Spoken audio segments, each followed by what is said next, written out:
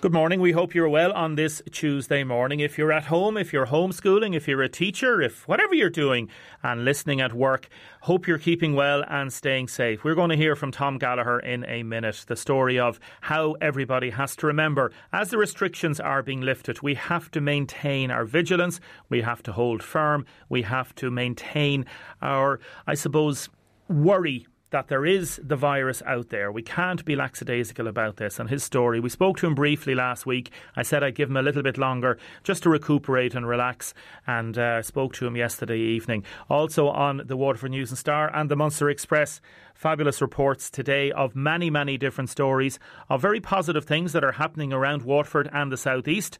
And Darren Skelton has an excellent interview with the Gallaghers on the front page of the paper there as well, and the Munster Express as well. Please go out and support local journalism by newspapers. We also have information about €10,000 of a donation from the wonderful staff at Bausch and Lomb to Waterford Hospice. We're going to be talking about pigeons. Are you a pigeon fancier? Do you like pigeons? We'll be coming up and talking about that. We're also going to be talking about the late Garda Dave Hearn, and Gemma's going to be talking about him. We've got a lot of poetry, we've got a little bit about horse racing and much more besides. Anything you want to talk about, please text us 083 333 975, text or WhatsApp. Now, 4 members of the well-known Gallagher family, originally from Lismore Park in the city, contracted COVID-19 in the middle of March, as Darren Skelton writes on the front page of the Waterford News and Star. 2 brothers from the one family, Thomas and Trevor, were pulled into an unmerciful fight for their lives. At one point, they were both on ventilators with equally slim chances of survival. And there's a wonderful picture of Trevor, Kieran Godkin, Thomas Gallagher and Therese Godkin all contracted COVID-19 but are now thankfully back home. It's on the front page of the papers today. I went over to talk to Tom last night. Trevor's a little bit shy, so he didn't want to talk, but Tom spoke about him. And it's really phenomenal when you hear the ins and the insights about how COVID affects you and the chest. So have a listen to this. This is the wonderful Tom Gallagher. Tom, good evening. Good evening, Damien. How are you? I'm great, thanks. Tom, today is a special day for Ireland. It's the first day since a day in March where there's been no deaths of COVID. It's brilliant. Damien, would you believe I just read it on my phone on a newsfeed there a minute ago? And I actually said to my wife, the first day I said in Ireland that no one has died from the coronavirus. Or it'll be 57, I think, people diagnosed today. But I said the curve, I think, has really flattened. And I'm glad because, as I said, it feels like a long time ago now since I got sick. It's only 2 months ago, but so much has happened in that 2 months, you know, that you kind of lose track of what was going on. But no, as I said, I'm home now since last Tuesday, and it's been like... Must have been like a roller coaster. Oh, a roller coaster. Like, I know you're here tonight now, the media. Well, I won't keep you long, like I said. They're all over me. I can't say I'm getting used to it yet, you know what I mean? But and Simon Harris. And Simon Harris, yeah. I was on the phone to Simon Harris last week. What did he do? He just rang you? He rang me, and he just, in fairness, he thanked me for being on the news, and he thanked me for putting the message out.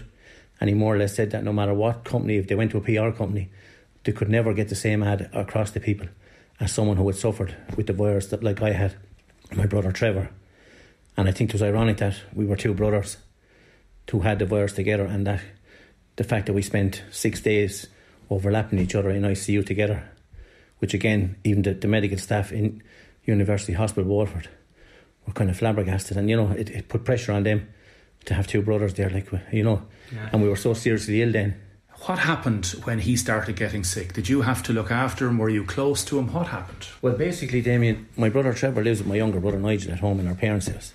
My parents are deceased. Trevor took sick, ironically, on Friday the 13th of March when he developed the symptoms, as in the flu-like symptoms. And he was sick in bed for up to the following Thursday when he ended up in hospital. But the Monday, we say the 15th of March, was the night I developed the symptoms, the flu-like symptoms. And I rang my GP the next day, the Monday. And were you with him over that weekend? No. I had no contact with Trevor. The last time I was in contact with Trevor was the 5th of March, my daughter's 21st. And even the medical staff said it was too far back in terms of incubation and having the both of us having the virus, or him having the virus and me contacting it from him. But my sister did go down to Trevor because he got so ill, we say on the Wednesday and Thursday. My brother, actually, my younger brother Nigel, rang me on the Wednesday to say, look, Thomas, I wondered, could you come over? He said, Trevor's not well. He didn't realise I was in isolation as well from that Monday for the fortnight. And But in the meantime, trays went down, and she basically contacted the GP, and they got him up to the following day. They got him up to the surgery in Mark Rose, and they shifted him by ambulance. And even the medical staff in the hospital said, had he not come in that night, he may have died, because his blood gas levels were so low, which is how they actually test. They go into an artery in your wrist. Now, it's a painful injection because the artery is actually under your wrist bone, but they have to come in obviously from the inside. But they have to get into a main artery, and what it does is it gives them what they call an ABG, an arterial blood gas, and it tells them how much oxygen you have in your system or in your blood. And obviously the normal level would be 95-96%, but I know Trevor was down in the low 70s, and I was down in the low 70s myself when I went in. I actually went in, ended up going into hospital then on the Saturday night. Trevor went in on the Thursday, and ironically the same doctor that admitted Trevor on Thursday admitted me on the Saturday. And the minute I mentioned Gallagher, like, the alarm bells went off. So I was moved up to the Cedar ward then Saturday night, and I got the results then on Sunday evening at about 5 o'clock to say I was positive. I know you have a thing on your finger there which is monitoring your levels as we go. That moment when the doctor comes into you and says to you that you have COVID and you feel very unwell, like, talk to me about that. Thomas, your results are back and you're positive. And the first thing I said to him is, are you sure? That's all I said. I didn't know what to say to him. I was actually kind of in shock. What happened then is they moved me then from, there's four negative pressure rooms on each level of the new wing. So I moved into a negative pressure room then, because obviously it stops the virus getting out into the corridors or whatever. So when I went down to ICU then on the Monday morning, and that day I was put on a ventilator as well. What are you thinking when you're being moved to ICU? What's going through your mind, and how is your body reacting? Damien, would you believe, ICU, I suppose you'll be moved from one ward to another, but it happened so fast with me.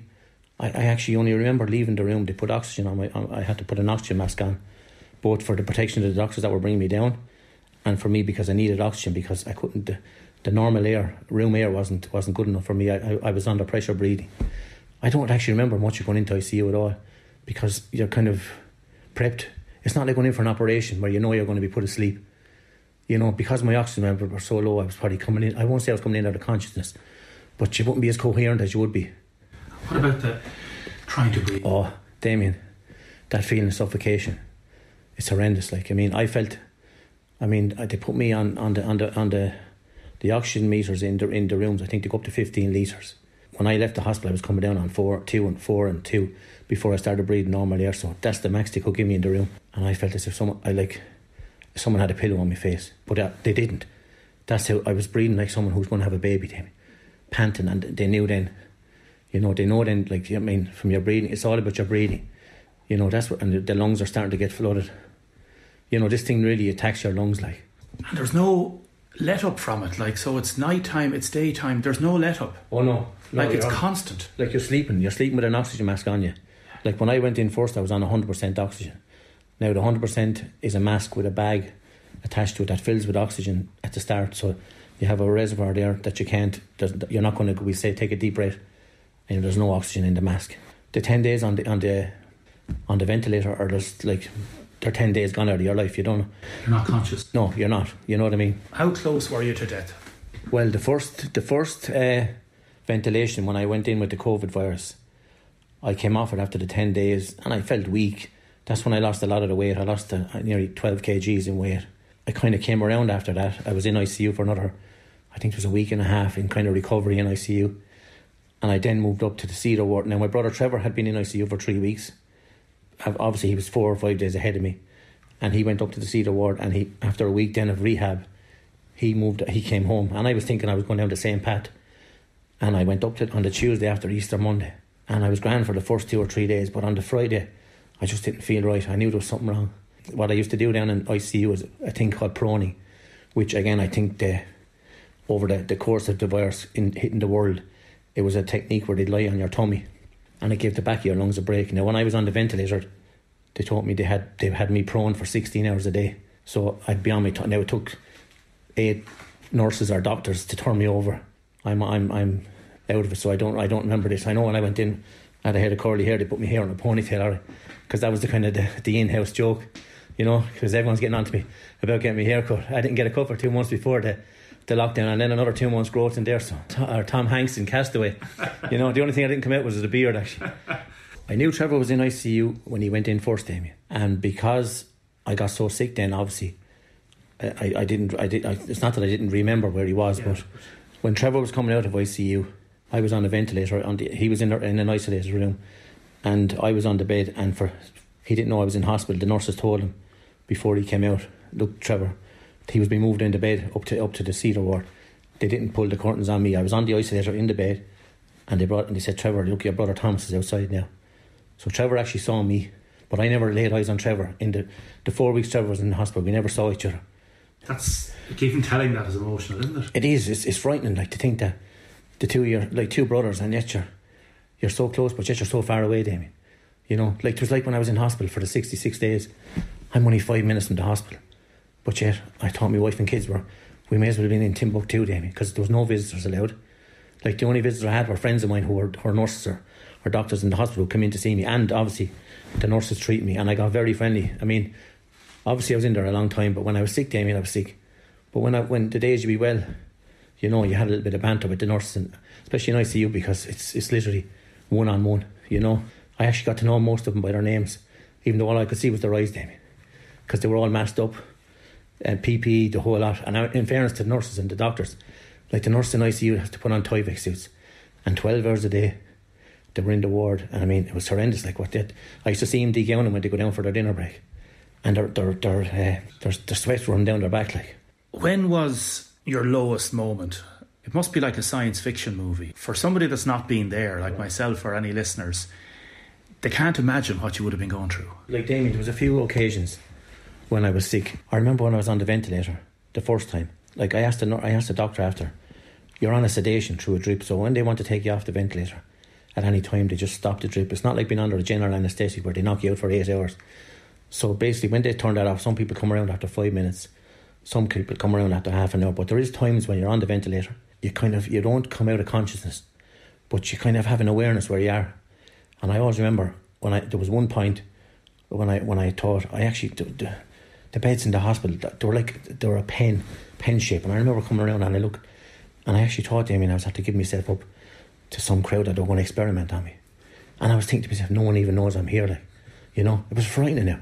Like, the hallucinations, because you're on morphine, and they'd say this about ICU, because it's like the lights never really get turned off in the area. But even for when I came off the ICU, or off the ventilator the first time, I had to get a medication to sleep, because like, it was like train spotting. I closed my eyes and all these images that started coming up. It was horrendous now. It was frightening, like. And even when I came off the ventilator the second time, there was ants walking up the wall and walking across the ceiling. But in my subconscious, I knew they weren't there, because I didn't have any experience of a ventilator the first time. But the second time round, I was saying, "You're not there," like, and I closed my eyes and opened again. They're still there. They weren't there. They weren't there. When was the moment where you thought, "I'm turning the corner," or was it a gradual thing? Was there a light bulb moment? There was. When I came off the ventilator the second time, the reason how I went onto the ventilator the second time originally was when I was in the Cedar ward, I knew I wasn't right. I knew I wasn't on the road to recovery, and I developed what now. I had a test. They used to do a test every Tuesday in the hospital for the COVID, for all patients. So I had a test on that Tuesday, and it came back as positive, even though I had previous 2 tests were negative. This was when I was up on the Cedar ward under the care of Mark Rogan, who's the respiratory consultant. And Great man, and this was Mark. I mean, he's like a personal friend to me now, But basically, when I went back down to ICU on the Sunday morning, that was one of my lows, because, as I said, I'd lost a lot of weight, Damien. I wasn't the same person who had fought the previous virus, but I don't know where I got the wherewithal, but I fought it, and it turned out to be a fungal pneumonia, because even that day, Mark did tell me that, like, I had the full wrought of the hospital services. I was the only person who was sick in ICU, so I had probably 4. So I had Dr. Wahid, his wife Sheba, Mark Rogan, and anaesthetists, and all the doctors on their team, and the ICU nurses looking after me. And that was the day that Dr. Wahid spoke about on Monday, was the day I could have died, because they didn't know whether I had the virus back, as in COVID, Damien, or pneumonia. And if they had to treat me for the COVID, for the pneumonia with the same treatment for the COVID, it probably would have killed me. So they did a deep swab down through the ventilator into my lungs, and they were waiting for the results of that to come back before they could proceed with whatever drugs or medication they were going to give me. You saved your life, but they saved your life as well. Oh yeah, no, Damien, this was a total team effort. You know, like the only thing was working for me when I was on that ventilator was my heart and probably my spirit to want to get off of this thing or get out of this. But no, my life was in their hands that day. You know, like Dr. Wahid wasn't even on that day, he wasn't on call. But one of the nurses told me this, and even one of the nurses that I got friendly with, Dave, an actual Scouser, an original Scouser, he only lives, I think he lives a mile from Anfield. He told me he can hear the roar when they score a goal actually. But he told me, he'd love that. He told me I gave him the hardest 4 hours work that night in ICU, because what happened was my body started fighting against itself, as in my blood wouldn't expel the carbon dioxide. So they had me on a ventilator. They changed the ventilator. I think the ventilator wasn't working. So basically they couldn't oxygenate my blood. One doctor now, he's there, Dr. Cole, he told me, Thomas, you're probably one of the sickest persons or people I ever saw who actually survived, he said, because you were really ill. I had another side effect of this coronavirus. I developed what they call DVTs, deep vein thrombosis, and I had to be brought down straight away for a CT scan. So they found a large clot in my left leg, one in my shoulder, and my right shoulder, and another few in my lungs. That was another life-threatening thing, because I asked the doctor straight up, will this kill me? Because I said I can't take any more. And basically, like, if the clot in my leg moved to your heart or your lungs or your brain, it would be kind of lights out. So that was another fight. And that was probably, you were asking me earlier about low moments. That was probably one of the lowest, because that day now, I just pulled the sheets over my head all day in bed. I didn't want to talk to anyone, I was so worried. They put me on a new now I'm on a blood thinner now for the next 6 months, because now, please God, I'll come off of that, because it's not something I had before I got the virus. So it won't be a long-term thing. Tell me about what people feel and the appreciation of life. Your wife, your family, everybody. It's hard to believe. Like, I mean, even when I was in the hospital, in fairness to my friends and family and neighbours, because I lost so much weight, I remember the dietitian, Barbara, I started getting dinners brought in the evening time. I actually used to set up notes on my phone. And I mean, the whole of Waterford was praying for me. Like, I'll give you a funny story. My brother Robert was telling me he was out painting his house there while I was in hospital. He said, and a 1 hour job took him 5 hours, he said, because the whole place was pulling in House Thomas. He said, I should have put a mask on. He said, when I came off the ventilator the first time, my phone, my WhatsApp was 999 messages. I couldn't, now I was so sick, I couldn't even look at them, but it took me a couple of days later. Of course it would. I had a great time reading them, like, you know. We played in the middle of it. We were thinking of you, because I know a certain boxer mentioned you, Mr. Goff, and a few others, and we played You'll Never Walk Alone, so we're going to play it now in the programme for you. Well, to be honest with you now, I can't say I'm a die-hard Liverpool fan. my 5 younger brothers are all mad Liverpool, so I go with the flow. I couldn't support anyone else or they'd kill me anyway, you know. And again, I'm a United fan, so it doesn't matter, but like, it just encapsulates that feeling that everybody... Oh, it does, but even, like, as I said to you, mentioned earlier about Dave the nurse, who's a Scouser, like, I said to him when I knew Trevor was at being in there, he said, you'd be made for each other now in here, like, you know. But no, I mean, and they gave me such a send-off leaving the hospital. Like, they gave me it was like, I couldn't believe it. Every doctor, every nurse was on the corridor, and I going down the wheelchair. It was euphoria. I can't say I was sorry to leave the place, but I actually enjoyed their company. Like, I can't say enough about the hospital and the staff. Every one of them, like, they were so nice to me. You know, it was so heartwarming. Like, and it's hard to believe that it's only up the road. I can actually see the cedar wall from upstairs in the wintertime when there's no leaves on the trees. Tom, thank you. No bother, Damien. Thank you. I'm doing this, Damien, to help and hope that no one suffers the same as I did, or even, God forbid, dies from this disease, because, like, it is a serious illness, and it's so new to the world. Like, we're still only learning about it, you know. Now, keep your texts and comments coming in. 083 333 975. Text and WhatsApp, or you can call Laura on 051 846 123. I want to say a special hello to Ray, who used to work on the Passage East car ferry. He's listening from Ballyhack. I know we've a lot of listeners in South Wexford. Hello to Tony as well, driving for An Post. Whenever he hears You'll Never Walk Alone, he nearly feels a little bit upset. Isn't that right, Tony? And all the United fans out there. Working with Trevor Gallagher, says this texter, one grand chap. Great to see he's on the mend, and well done to Tom and everybody concerned. Keep your texts and comments coming in. We are going to talk about the hospice now.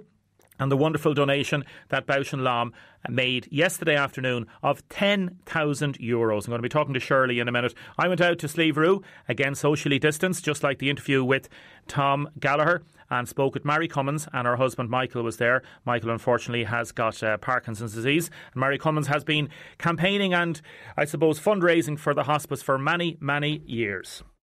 So we're here in the wonderful Slieve Roo, fabulous, and we're doing our social distancing. Mary, good afternoon. Good afternoon, Damien. Good afternoon, Michael. Good afternoon, Damien. How are you keeping, Michael? Oh, sure. What's going to be expected? Good as can be expected. Very good.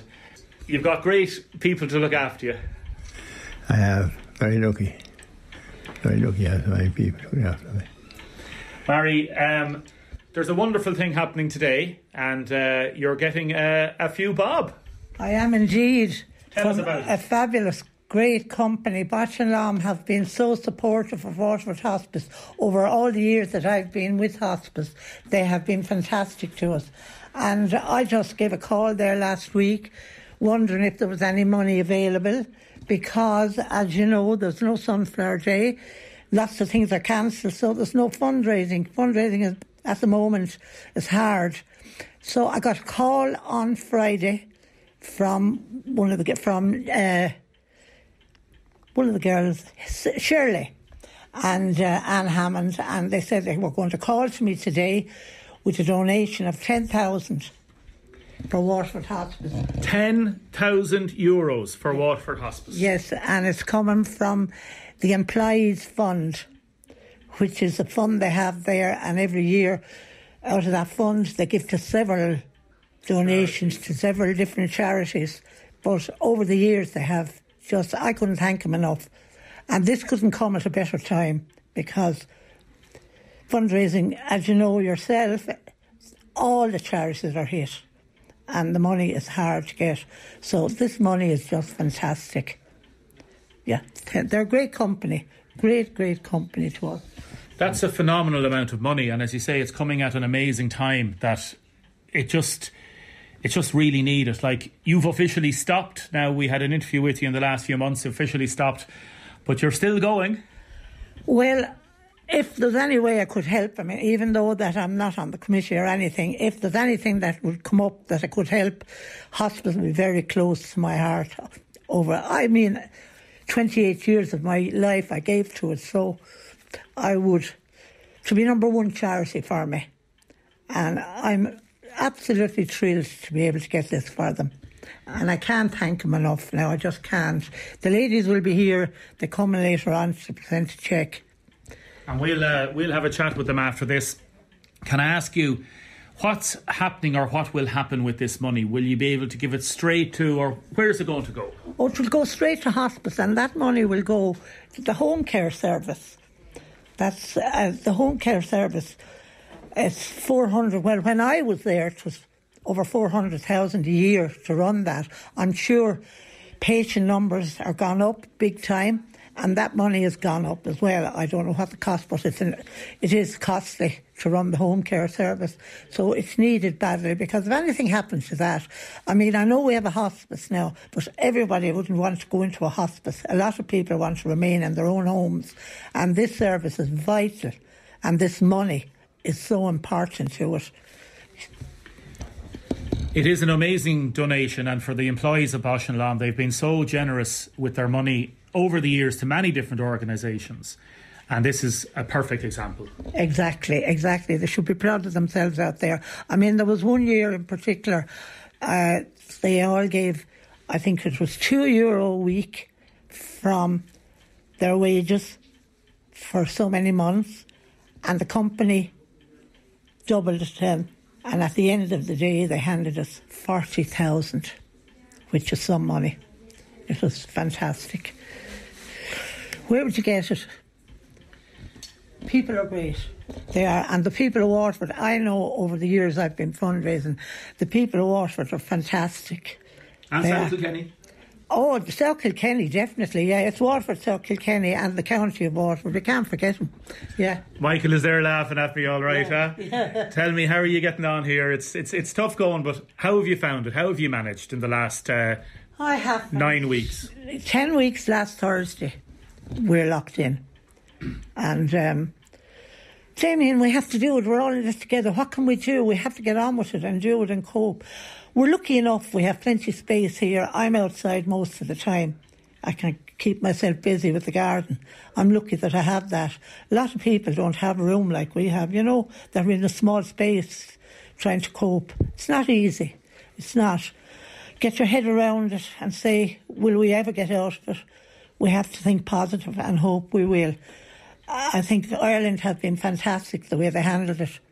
You have to hand it to the government, and the HSE have been great the way we've handled it. Our numbers were down again yesterday, which is fantastic. And for people like yourself and looking after Michael, and you have to take extra care of people like Michael, because those that are vulnerable. Exactly, and the carers coming in here, they're fantastic. I have to say, they're doing exactly what they were told to do. And they're very, very careful. I was worried in the beginning. Everyone was saying to me, when you'll have carers coming in the beginning when it was bad, I was worried. But they have kept to the rules, and tip wood, so far, everything has gone so well for us, because he would be very vulnerable, you know. But we're doing okay, and hopefully we'll all come out of this. We'll be normal again sooner rather than later. And the laughter of Mary there, and thanks very much, Mary, and to Michael. Shirley Russell, good morning. Good morning, Damien. How are you? I'm good, thank you. We missed you yesterday when you were handing over the cheque, but I just want to say congratulations and well done, and to everybody in Bausch and Lomb. This is phenomenal. €10,000. Well, the employees of Bausch and Lomb are great, Damien, as Mary has said already. So when Mary gave me a call there last week, myself and Anne Hammond and Bart Fitzgerald will be on the Charities Committee, and every year, twice a year, we go out to different charities and we donate. So we're aware that a lot of the fundraising has been cancelled, like the Daffodil Day and things like that. So the hospice is very close to us in Bausch and Lomb. And so that's why we reached out with the €10,000. So €10,000 doesn't go very far in the hospice with the nurses and that, but it'll help. It will help, yeah. As Mary said, there's a lot of money, and I know there's great work being done by everybody in the hospice movement, and the committee, the fundraising committee within Bausch and Lomb, is fabulous, and you do different donations to different charities, but I know you've been very, very supportive of the hospice over the years, haven't you? Yeah, the hospice is something that's very close. Sure, we're all being touched by the hospice thing, haven't we? And a thing that's out there, the hospice is not just for people with cancer, it's for terminally ill people, so there's a lot of people that would use the services. There's a lot of charities within Waterford that we have donated to. But like any large company, like the likes of Bausch and Lomb, with nearly 1,500 in a workforce, you're going to contribute to the community we work in, aren't we? Definitely, yeah. Well, just to you and everybody there, management, staff, everybody involved in Bausch and Lomb, well done, Shirley, and keep up the great work. No problem. Thanks very much, Damien. Thanks for the call. Not at all. Thank you, and fair play to you. And as I said, I know a lot of the staff listen at different times, different shifts, listen in the evening time. Our show's repeated at 10 o'clock in the evenings, and if you're listening and you're in Bausch and Lomb working away, well done. Fair play to you. It's absolutely fabulous. Next, do you like pigeons? Now, Maria has texted to say, fantastic interview with Tom this morning. Everyone should listen to it. We've got a phone call in from neighbours in Lismore Park. We want to wish Tom, Trevor and all the Gallaghers a lovely family. Great to hear some good news from all of this, from all the old neighbours in Lismore Park. May Connolly has texted in, will you wish Mary all the very best from one of her oldest friends? I haven't seen her in a while with everything. She's just amazing, doing amazing things. I'm so proud of her. Somebody's texted in that Aldi must have been listening to the show yesterday. They're doing a Black Market Barbers Remington Clippers on the thing coming up soon, Remington Clippers. And he's wondering, will there be scenes where 150 people, like last Thursday, queued up for sunbeds for the Barber Clippers when they come out on Thursday. Damien, Tom's story, everybody has to remember they can't jump ahead and can't reopen too quickly. We have to heed the advice.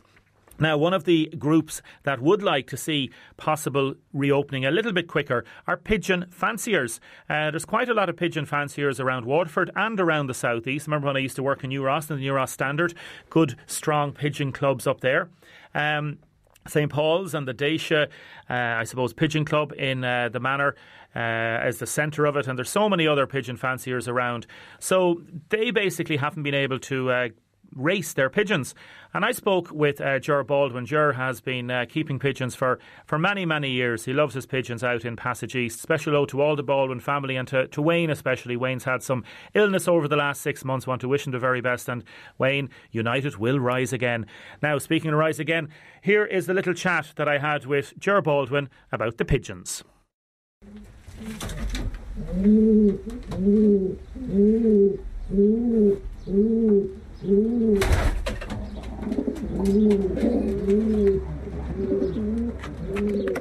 They're coming back to his hen now, so...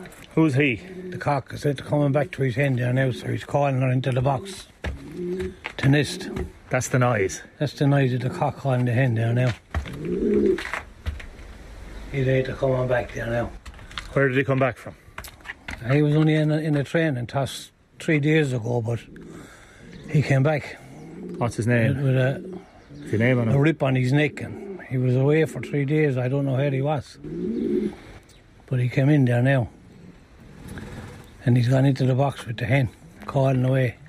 How many are inside there now? How many have you got there at the minute? I have 10 pigeons is all in there now. They're the breeding pigeons. And I live and breed in there, and I bring the young ones then over to the other yard to train them up to race. And you have to get them trained up, leave them out after 6 weeks, get to know the area, the houses. And about 12 weeks then you put them into boxes and bring them off in the road. Far as Waterford and leave them going. The best of them will come home. And you keep that going then for about 30 miles up the road every second, third day. The first race comes in at 60, 70 miles, and if they go into St. Paul's Pigeon Club in the manor of St. John, and a lorry comes and collects them. Lorry starts in Youghal, is into Dungarvan, up to Waterford, up to Carrick, Clonmel, all the way up the road, picking up pigeons for everybody. And people still don't... Oh, who's that now on the ground there? There's a few... Is that... No, that's a checker, white flight cock. He's only coming out for a bit of food, that's all. And some of them don't. Some of them don't come back. We still don't know what makes them come back, do we?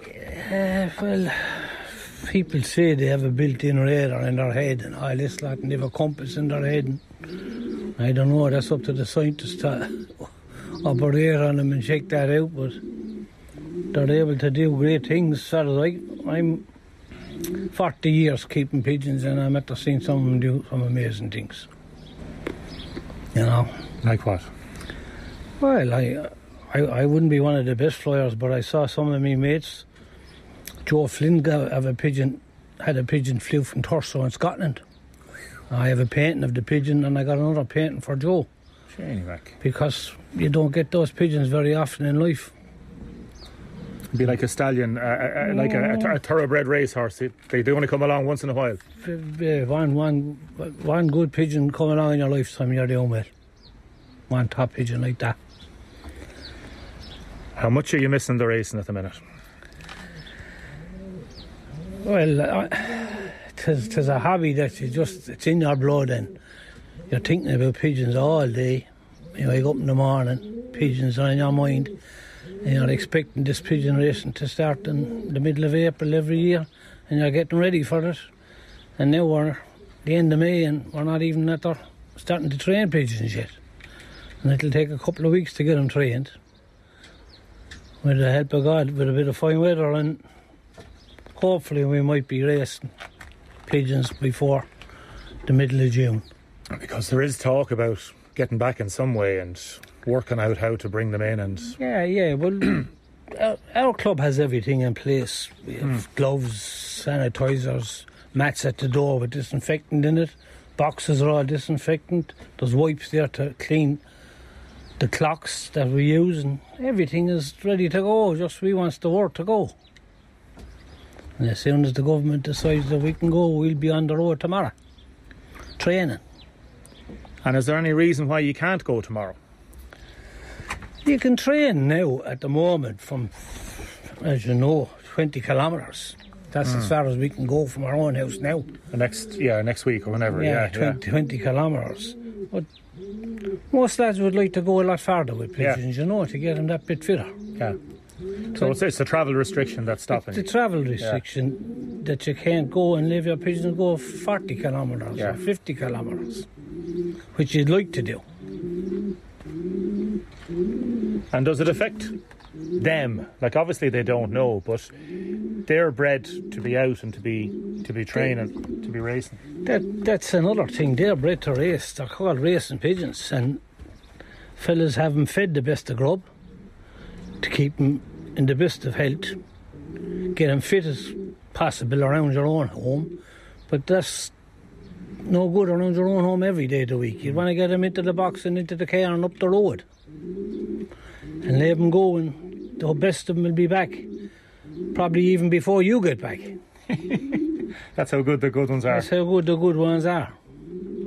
You get a good one, as I said earlier on, once in your lifetime, you're a happy man.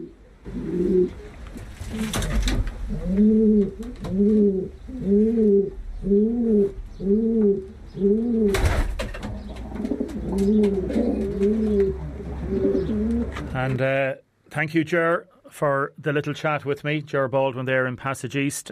Chris Connolly, good morning. Good morning. How are you, Chris?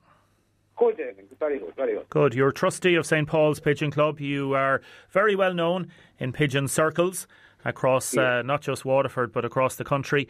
You heard some of what Ger had to say there. There's a lot of people that are like a lot of people that would race pigeons. They're of a certain age group as well, that the last 10 weeks, last 2.5 months, it's been very, very difficult, hasn't it, for a lot of people? Yeah, like as Jerry was telling you, that's kind of our lifestyle, you get me? And it's our hobby. And what we do, we give so much time out in the back garden, as we call it. You had the story of the men's sheds that are going about now. And if you go back to the 40s and the 50s, the 60s, the 70s, this was the original men's shed. A lot of men kept pigeons in the back, and that was their way out, you understand? And it's just, it's going on for centuries and centuries. I sent John a little story about a pigeon during the war. They done marvellous things, you know. I saw that, yeah. Just remind people a little bit about how important they were to the war effort. Well, for example, we hadn't got the technology we have nowadays. So what they used to do, they used to train pigeons to fly back to what we call mobile pigeon lofts, and they used to bring them to the front line. And when the soldiers would go out, they take these pigeons in small boxes with them and bring them out. And the story I told is a wonderful story about a pigeon that saved 131 men on the front line. They couldn't get no radio contact with him in World War One.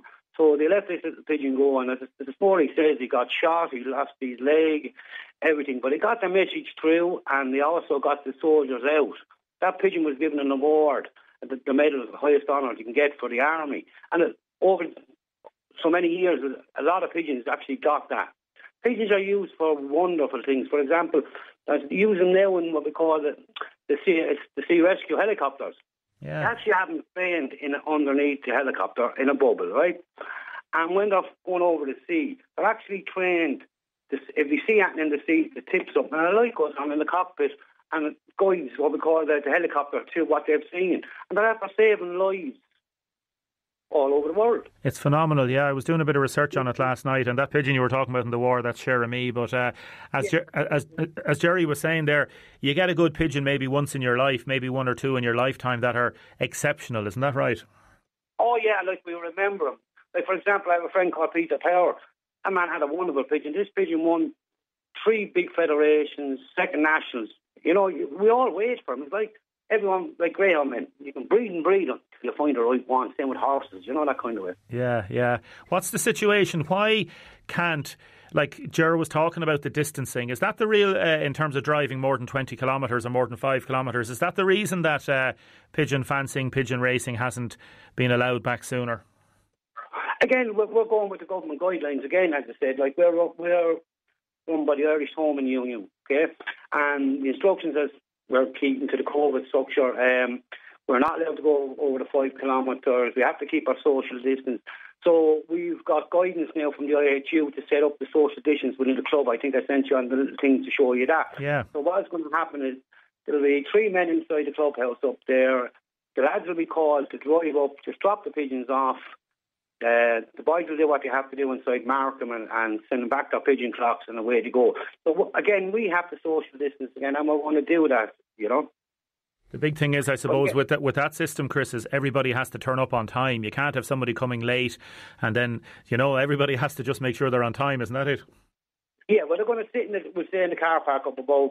They'll wait in their cars and you'll get the instructions to drive up and drop them off. Basically, that's it. Yeah, and that's what you're doing to try and make it easier and make it, as you say, safe. When is pigeon racing due to come back, Chris? Okay, the guidance we're after getting so far is the start of the month, okay? And we're working on a week-to-week basis. Again, we'll be instructed by the Irish Home Union of what to do, when to go, or even when to stop. You understand? Again, they're in contact with the government bodies. Yeah, because it seems like the type of sport that you could implement those safety measures quite simply. And I know a lot of people involved in pigeon racing, they're very much into animal welfare and health welfare and their own. So it could be quite simple to do, I'd say. Oh, look, but think about it. Like a pigeon fancier, he's in his own backyard and he's no bother to anyone. We sit there on the Saturday or Sunday, whatever the day is, the race is, watching the sky, thinking wonderful things, what we're going to do. We win and what, you know, this, and praying to everyone we know, please send me one now. You know, that kind of way. And in they come like little fighter pilots, boom. And it's a wonderful feeling. Like, for example, I have a little nephew now, Calvin Hennigan is his name. He's 15, so he was off for the COVID, right? So he's down my own mother's, we have a few pigeons down below, and he was always cleaning the shed, and he said, Chris, I want to race the pigeons, so let's do it then, he said, Calvin. So his uncle decided, I'll give you a little spins, and only allowed to go to 5 kilometres, so that in and out we said the Slieve Rail, out as far as the Holy Cross, and it's a wonderful sight to see that 15-year-old do what he's doing. And he can't wait till he sends this pigeon away. For example, think about it. You're sitting there and there's a pigeon in the top of Scotland. Let go. And you're calculating, will he do it in 7 hours, 9 hours? And this little fighter pilot dives in. I mean, that's one of the best feelings you'll ever get. Ah, that's you brilliant. trained them, you bred them, you understand? But we all can't afford horses or something such. But that's the feeling, you know. You're a winner, you know, that kind of way. Ah, it's a fabulous thing, yeah. And I know Harper and a lot of others. I know a lot of pigeon fanciers, and as I say, I've done pieces about pigeon fanciers before. It's a lovely hobby, and it's, as Ger says, sometimes for some people, it's the first thing you think about in the morning, isn't it? Yeah, think about it. We do not only think about it. You know, as my wife said to me one time, she said, "What are you doing out with them pigeons every 5 minutes?" And my answer to that might say on the radio, "They don't give out to me." That's the way it is. You're going to be killed now, later. That's probably. Listen, Chris, it's lovely to talk to you. I know a lot of people speak very highly of you, and you're a legend, not only in the pigeon homing societies and clubs, but I know you do an awful lot of charity work for different organisations, and fair play to you. You really are. You're a wonderful man. Fair play to you. And yourself, Damon, thanks for, I like to listen to your show and to bring up what we call the not seen sports like pigeon racing and things like that. And fair play to you, because no problem. The world is made of different people, and that's what we do, and we enjoy it, and we won't stop. Do you know what I mean? Never stop. Thanks very much. Never stop, Chris. Listen, God bless, Chris. Thanks very much to you and all your family. Take care, okay? Bye. Thanks, Chris, there. Never stop. And to all those pigeon fanciers out there, take care, folks, and you'll be back soon.